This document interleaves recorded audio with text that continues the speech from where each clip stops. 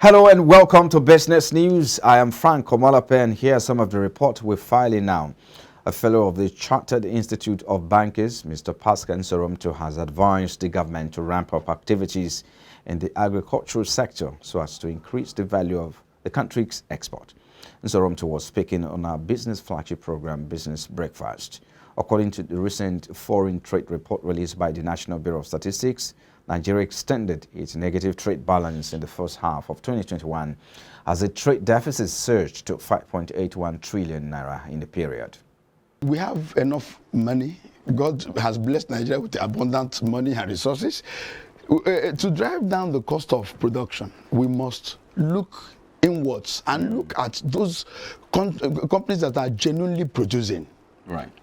Look at them, put things into them, inject funds in them. For example, each time I remember this local car manufacturing company, in Austin, each time I remember that company, I feel so happy because at least it makes Nigeria, it shows that Nigeria can actually go beyond where it is.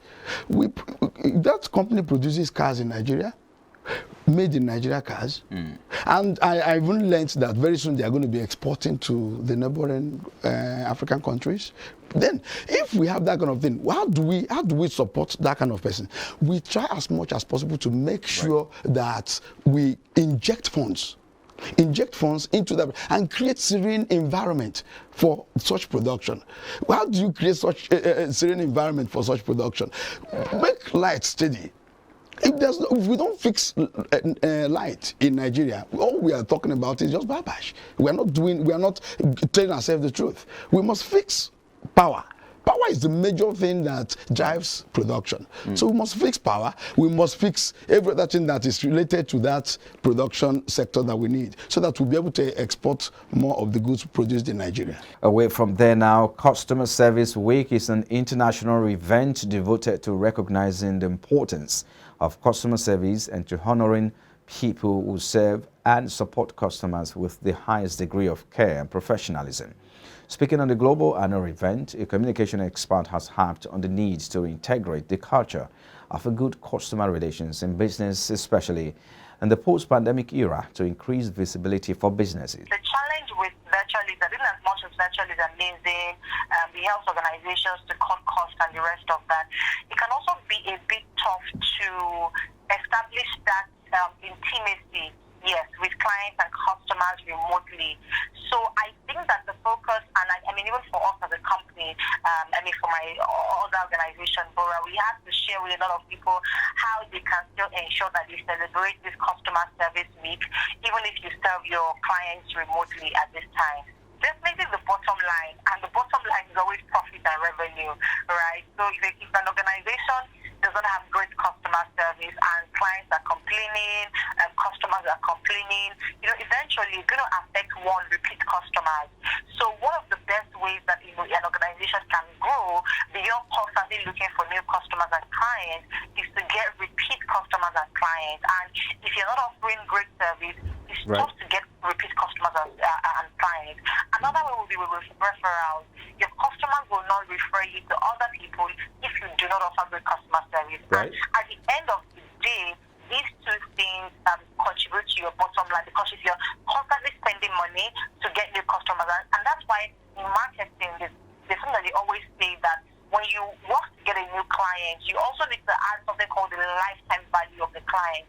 So if you spend, for example, if the cost to get a new client is 200 naira, you have to think about, will this 200 naira just be that I'm going to get this client one-off, or will it be that if I offer great customer service to this client, I'm probably able to make a lot of money from the client over time? Personally, I've had people that have worked with us for 3 years and have constantly had campaigns with us just because of the great customer service that we offer. So yeah, that's very important. And now the Director of Banking Supervision Department of Central Bank of Nigeria, Mustafa Haruna, has said that the Apex Bank will continue to keep track of fintech companies in Nigeria as an important sector in its operations. Haruna, represented by Adekunle Adeniyi, Assistant Director in the department, stated this at the end of the 31st Finance Correspondent and Business Editor Seminar on Thursday in Enugu, themed the fintech phenomenon, implications for supervision and regulation. Haruna further said, as a regulator, proper understanding of the technology companies is essential in ensuring stability in the sector.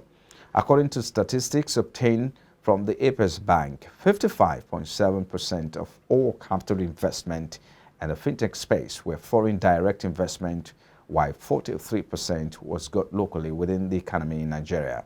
And now the failure of the federal government to pay its own share into the Pension Protection Fund after the pension fund administrators started their own payment prevented the implementation of the 14,400 minimum pensions for workers under the contributory pension scheme, findings have revealed. Some operators said while they have been urging the government to pay its share of the contributions since 2017, the government's mounting debt liability and an increase in appetite to take more loans could continue to hinder its ability to pay. According to them, quote, "What we do with that one for the time being is that those who have limited savings in their accounts and have exhausted their balances, we will continue to pay them from the Pension Protection Fund, which is a kind of temporary arrangement before the minimum pension starts." And now the federal government has said it will electrify 5 million homes before 2023. The project, Energy Compact, which is a renewable energy solution, would also create about 250,000 jobs and impact 25 million people. Speaking at an energy summit in Abuja, the Vice President, Professor Yemi Osinbajo, assured that the implementation of the program was underway with several sites commissioned. Osinbajo, who was represented by the Minister of State for Environment, Sharon Ikeaza, stated the need to change and expand the electricity sector infrastructure to allow for increased use of variable sources, system flexibility, and electrification of new services, mainly for transport.